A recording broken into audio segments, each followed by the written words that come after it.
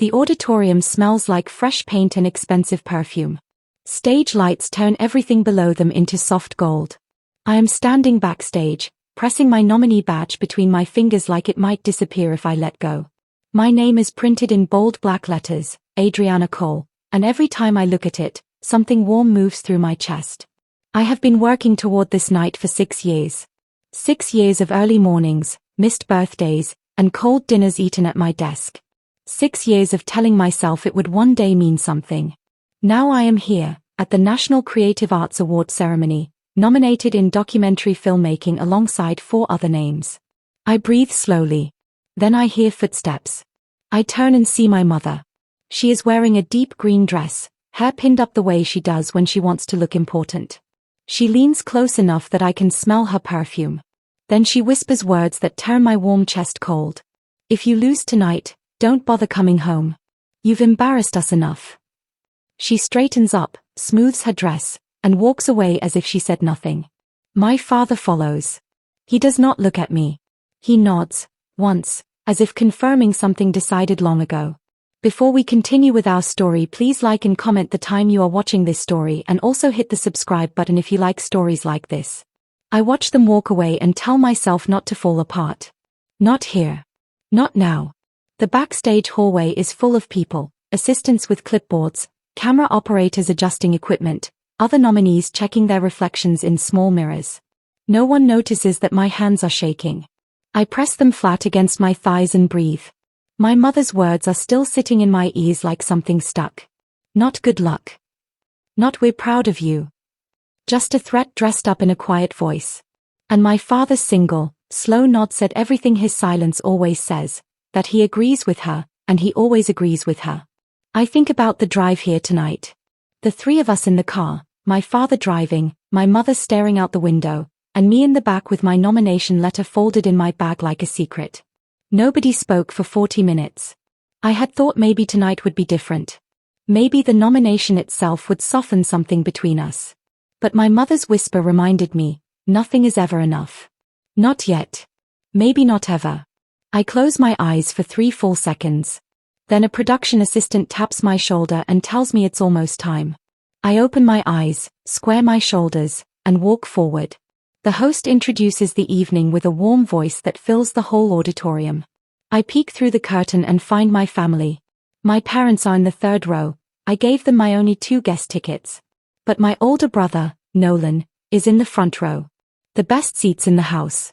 I did not give him that seat. Nolan is 3 years older than me. He studied business, became a financial consultant, and by 26 was earning more than both my parents combined. He bought them a new car for Christmas 2 years ago. He calls every Sunday. He never misses a family dinner. At every birthday, every holiday, every ordinary Tuesday phone call, my parents speak about Nolan the way people talk about something they are proud to own.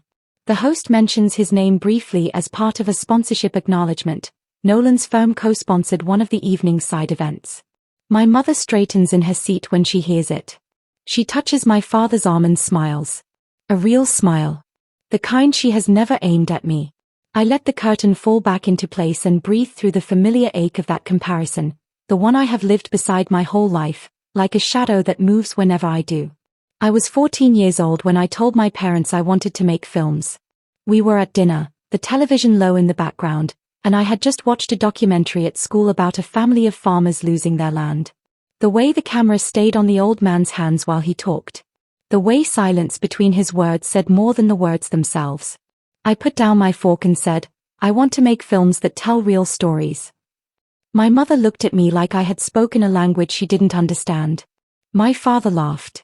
Not cruelly, more like how you laugh when a small child says something that doesn't make sense. Filmmaking, he said. Adriana, focus on something real. Something that will take care of you. I told him it was real. He said, not in this family. My mother agreed immediately. She listed 3 careers on her fingers, accounting, medicine, law, and said filmmaking was a hobby for people who could afford to fail. I didn't argue. I was 14 and didn't have the words yet. But I also didn't stop. I bought a second-hand camera with my birthday money and filmed everything I could, keeping it all to myself like a world they weren't allowed to enter. Nobody handed me anything.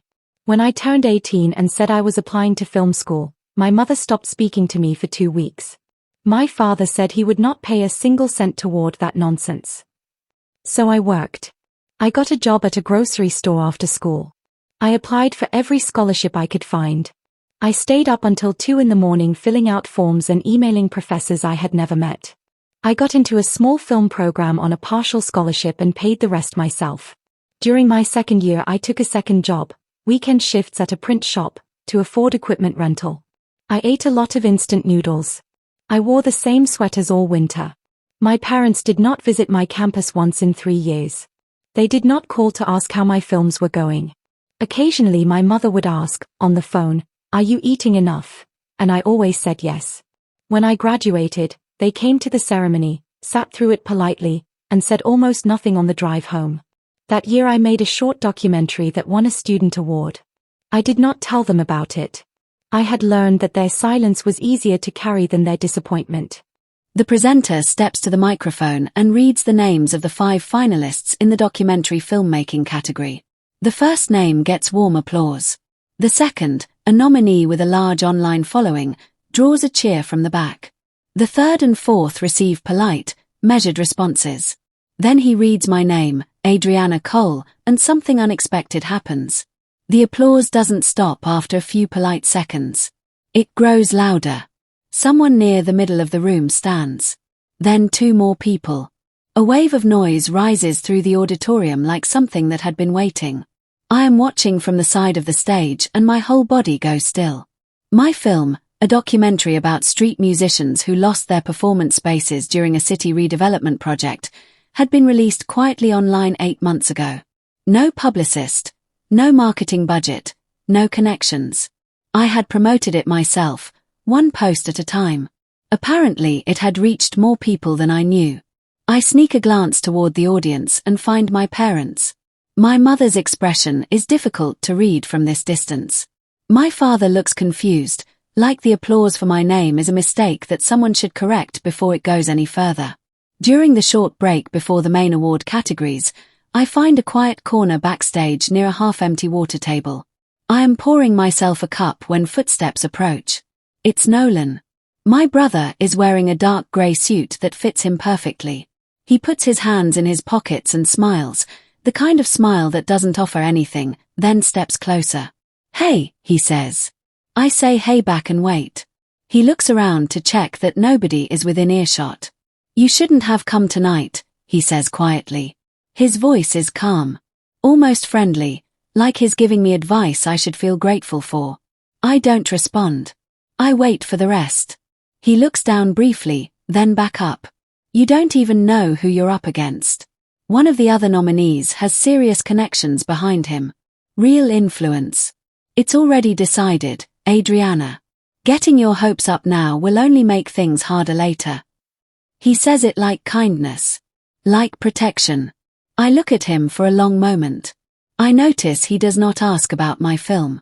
He doesn't say it was good or that he watched it. I smile, not a real one, and say, "Thanks." Then I turn and walk away. Back near the stage, I stand close to the curtain and watch the room. There are 5 nominees for my category and I know each of their backgrounds. But what I notice now is something different.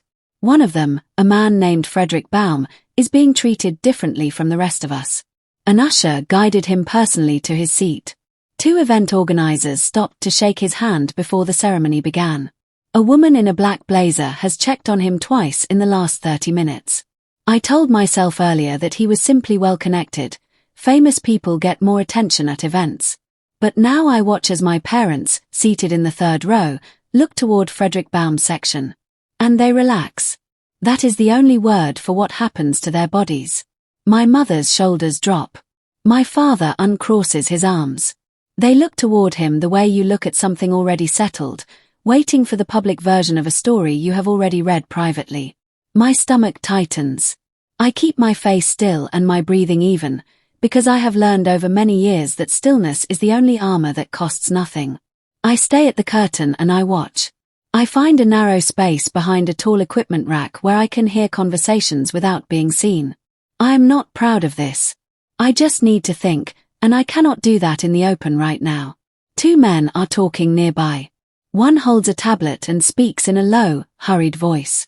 I catch pieces. The Baum submission went through the secondary review board. Someone flagged it for fast-track consideration. A pause. That request came from outside. Someone with pull. Then I hear my father's name. Cole made the call 2 weeks ago. Baum's people confirmed it. My stomach drops so fast the floor seems to move. I stay very still and breathe through my nose. Cole. My father's name is William Cole. He is a retired engineer who plays golf on Saturdays. But Nolan's financial firm manages investment accounts for several of the city's business leaders. And some of those leaders sit on Arts Foundation boards. The dots connect slowly, like something I don't want to see coming together anyway. My father did not just doubt me. He did not just quietly hope I would fail. He may have reached out and used his son's connections to place a thumb on the scale before tonight even began. I stand behind that equipment rack for a long time. Long enough for the two men to finish talking and walk away. Long enough for the sounds of the auditorium to blur into one steady hum. I think about my father, William Cole, a man of routines and practicality, who once told me that emotions were not a business plan. He is not a cruel person exactly. He is the kind of person who believes he knows what is best and acts on that belief without asking if anyone agrees. I think about Nolan backstage earlier. You don't even know who you're up against. He was not warning me out of care. He was telling me what he already knew, that the game had been adjusted. Then my mother's words return. If you lose tonight, don't bother coming home. She was not worried I would lose and cry on stage. She was worried I would win. That winning would mean she had been wrong all these years, that the career she called foolish, the one she refused to support, had been the right choice all along. Embarrassment, I realize in this quiet corner, was never truly about me. It was always about them and the story they had decided to tell about our family long before tonight. The final award of the evening is ours, documentary filmmaking. The host announces it and the energy in the room changes immediately. This is the category most people came for. 3 of the 5 nominated films dealt with social issues that had been in the news all year, and there is a sense that this award carries weight beyond a trophy. I walk to my mark at the side of the stage. The other nominees line up nearby, each visible to the audience but not quite on stage yet. Frederick Baum stands 2 spots to my right. He is a tall man with a carefully trimmed beard and an easy confidence that comes from knowing people in rooms like this one. He doesn't look at me. The presenter, Viola Assanti, a well-known journalist and documentary filmmaker herself, takes the stage to extended applause. She holds the sealed envelope in one hand. She thanks the audience, the foundation, and begins speaking about the power of documentary storytelling, about the responsibility of telling the truth in a world full of noise. My heart is beating so loudly I am certain the person beside me can hear it. I press my hands flat against my sides. I breathe. I wait. Viola Assanti is still speaking when I glance toward the audience and find my mother. She is leaning forward slightly in her seat. Her eyes are not on the stage. They are on me. She waits until she is certain I am looking at her. Then she mouths 2 words slowly enough that there is no mistaking them. Don't. Hope. Not good luck. Not even the earlier warning. This one is sharper. More personal. As if hoping itself is the mistake. As if wanting something deeply is something I need to be cured of before the night ends. I look at her for 1 full second. Her expression is serious. Tender, almost, in the way of someone who believes they are saving you from a fall. I think about all the nights I almost gave up. All the hours I sat in my apartment staring at a half-finished edit, wondering if she was right. If this had all been a mistake. If I should have listened at 14 and chosen something safer and smaller. I think about all those nights. And then I look away from her and face the stage again. I almost believed her. Almost. But something stubborn inside me, something that has survived 6 years of almost, quietly refuses. Viola Assanti finishes her speech and lifts the envelope. The room goes completely quiet. The kind of quiet that only happens when every single person is holding the same breath. She slides her finger under the flap. The sound of the paper is somehow the loudest thing in the room. She pulls out the card and looks at it. Then she pauses. It is not a theatrical pause, not the kind presenters use on purpose. It is something different. Unplanned. Her eyes move across the card twice. A small crease forms between her eyebrows. She looks up, not at the audience, not at the nominees, but briefly toward the back of the stage. 1 second. Then back to the card. The room has not moved. Nobody shifts. Nobody coughs. Even the people who were whispering a moment ago have gone still, because something in Viola Assante's posture has changed. She is holding herself more carefully now. Like someone who has just found something unexpected and is deciding, very quickly, what to do about it. Frederick Baum, 2 spots to my right, clears his throat softly. From the corner of my eye, I notice my mother slowly sit back in her seat. Viola Asante lowers the card and turns slightly toward the stage manager standing just out of sight in the wings. She says something too quietly for the audience to catch. The stage manager responds and hands her a second document, a folded piece of white paper, heavier than the envelope card, clearly official. The audience begins to notice that something is happening. Not a crisis, but a pause where there should already be an announcement. Whispers move through the room like a slow current, row by row. I look at the other nominees. The woman to my left is frowning slightly. The man beside her has crossed his arms. Frederick Baum is very still. His easy confidence has not disappeared exactly, but it has tightened. He is holding it more deliberately now, the way you hold something when you're no longer sure it belongs to you. I breathe and stay in place. Whatever is happening at that microphone, I have decided I will stand here and face it without moving. I think about my film, about the musicians, about old Mr. Petras and his cello in the empty lot, about every hour I spent building something real. Whatever happens next, that work exists. Nobody in this room can take that. Viola Asante turns back to face the audience. She adjusts the microphone. She takes one even breath, the kind belonging to someone who has delivered hard news before and knows how to do it with steadiness. Then she says my name. The winner of the National Creative Arts Award for documentary filmmaking is Adriana Cole. For 1 full second, the room doesn't react. Everyone needed that moment, to let the words settle, to confirm they heard correctly. Then it breaks open. Applause starts near the back, one person standing, clapping hard, and moves forward like a wave picking up speed. More people rise. Someone near the middle lets out a cheer. The noise fills the auditorium completely, wall to wall. I don't move for a moment. My feet are on the ground, my hands at my sides, my name still echoing in the air above me. Then a production assistant touches my elbow gently and nods toward the stage. I walk forward. The lights are very bright. I do not look at my parents as I move, but I feel them the way I have always felt them, like weather in a room, something you can't see but can't ignore. For the first time in my life, I let it pass over me without stopping. I do not look at my parents as I walk to the stage. I look straight ahead at the microphone and at Viola Asante, who watches me approach. But I feel my family the way I always have, with a part of me that learned to track them before I was old enough to understand why. My mother's composed public smile is gone. I feel its absence like a missing piece of furniture in a room I've memorized. My father's stillness is different from his usual stillness, not calm, but frozen, the way a person freezes when something they were certain about has stopped being certain. And Nolan, I catch half a second of his face in the front row as I pass. He is staring at me with something not yet anger. Something closer to disbelief. Like he is watching a film he thought he knew the ending to, and the ending has just changed. I have dreamed about a moment like this, not about winning specifically, but about being seen. About years of quiet, serious work being acknowledged by people outside my family, because my family had made it clear, consistently and without cruelty, that they were not going to be the ones to do it. The walk to the microphone is 20 steps, but it is the longest of my life. Not because I am scared. Because I am finally, completely, not scared, and that is the strangest feeling of all.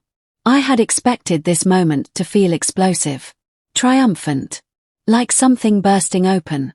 But what I feel as I cross the stage is quieter than that. It is the feeling of something settling. Like a question that has followed me since I was 14.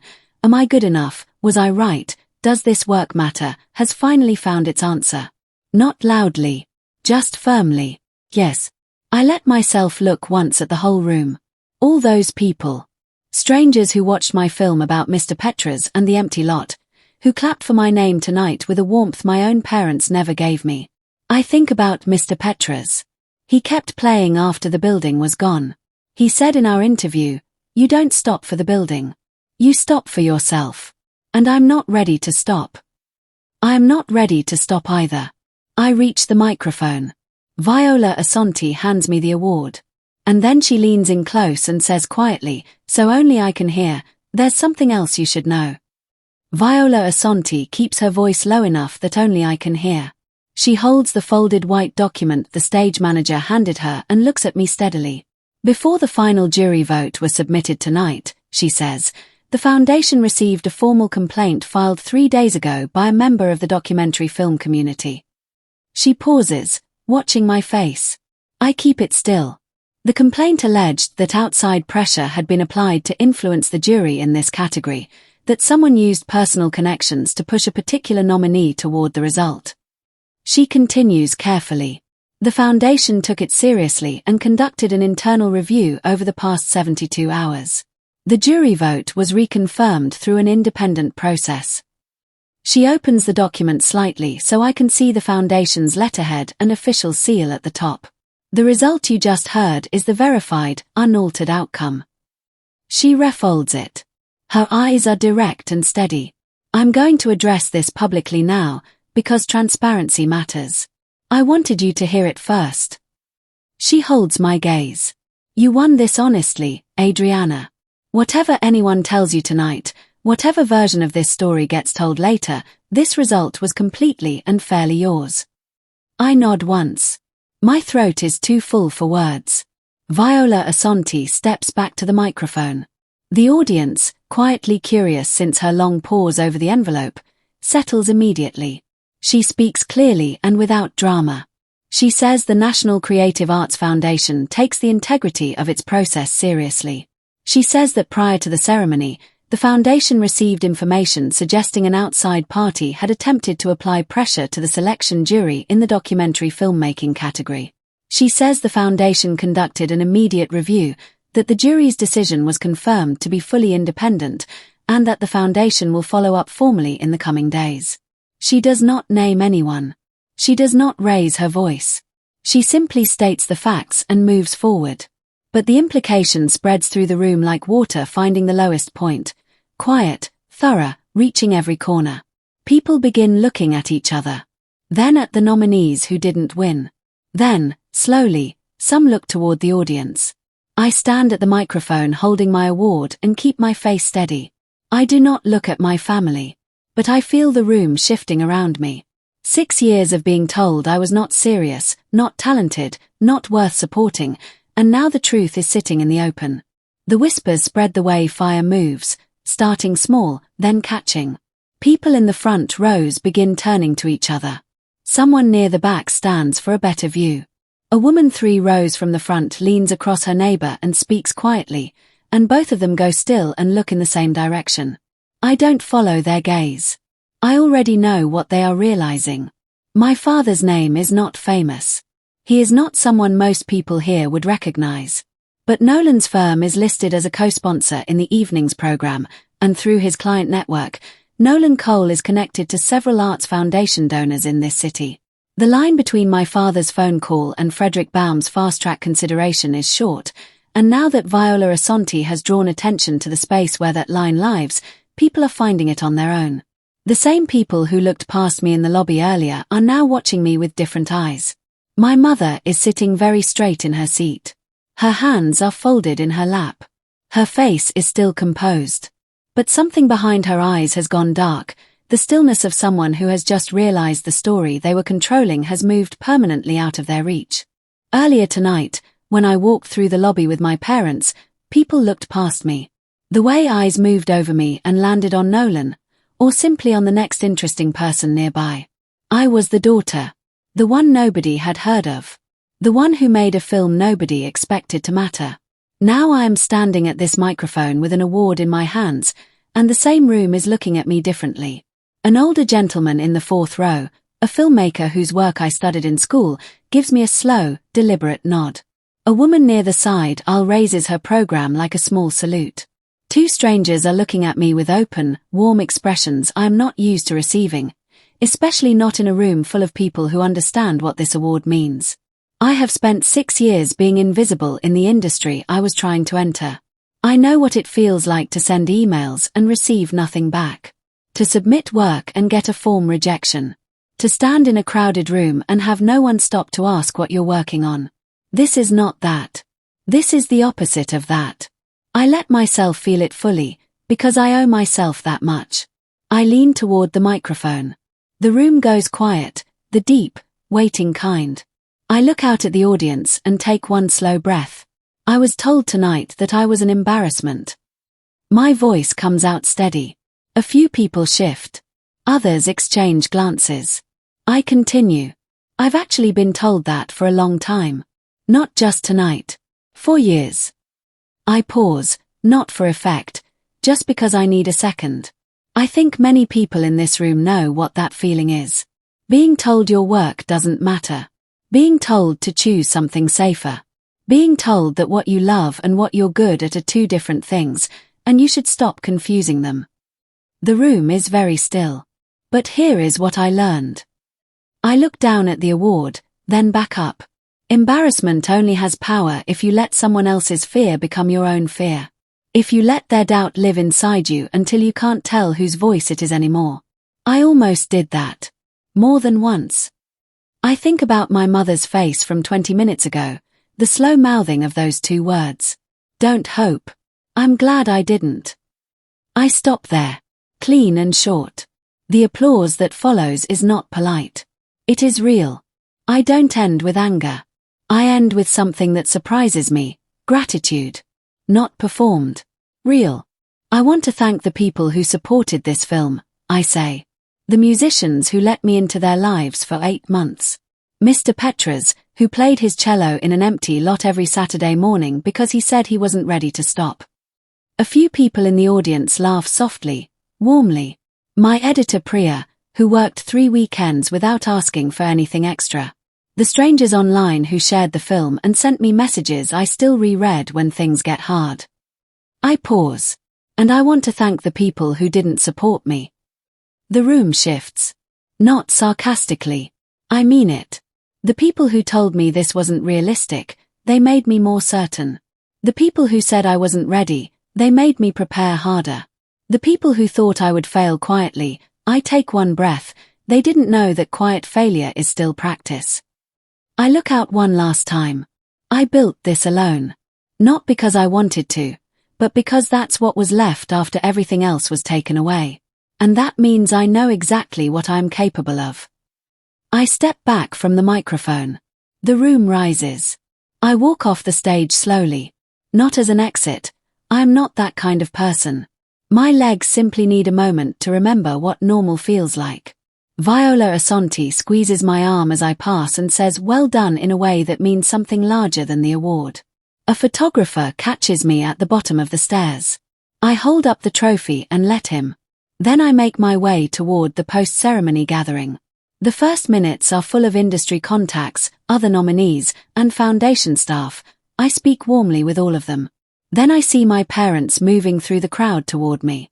My mother is walking carefully, composing her expression as she comes. I recognize this face. It means she is preparing to reframe tonight into a story that begins with obviously we always believed in you. My father is a step behind her. He looks smaller than usual. Nolan is not with them. My mother opens her mouth and I look at her for a full moment. I can see exactly what she is about to say. So I say, gently and clearly and without anger, not tonight, Mom. Then I turn back to the conversation I was having. Later, I leave the venue alone. The award is in a padded bag over my shoulder. Night air is cool and sharp after the warmth inside. I stand on the pavement and let my eyes adjust to the dark. My phone has 23 new messages. Priya sent 3 in a row, all capitals. An old classmate I haven't spoken to in 2 years sent congratulations. A journalist wants a quote. And near the bottom, there is a message from my mother, sent 11 minutes ago. The preview shows, Adriana, I just wanted to say, I look at it for a long time. I think about the 14-year-old at a dinner table with a fork in her hand and a new dream, and 2 parents who laughed. I think about every night between that table and this pavement. The cold meals, the form rejections, the Saturday mornings filming an old man with a cello in an empty lot because I believed it mattered when no one else did. I put my phone in my bag. Not forever. Maybe tomorrow I will open it. But not tonight. Tonight I walk to my car, set the award on the passenger seat, and drive home through the most complete silence I have ever felt. It is not empty. It is full. It is mine.